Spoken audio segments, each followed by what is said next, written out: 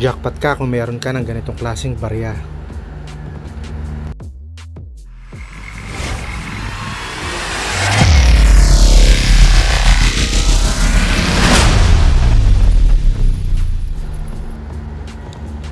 Newfound error sa 20 piso na barya. Ito talagang rare mga ka-troopers.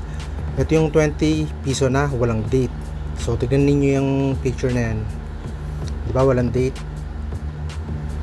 So kung i-compare ninyo din sa may date, malaking diferensya, diba?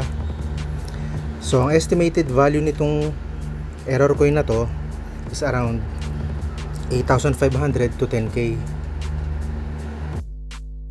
Mga ka-troopers, please don't forget to like, subscribe, and hit the bell button para updated kayo sa mga coins na kailangan pa namin. para sa aragdagang kaalaman tungkol sa pagbili at pagbenta ng inyong mga coins. Thanks for watching. Until then, God bless!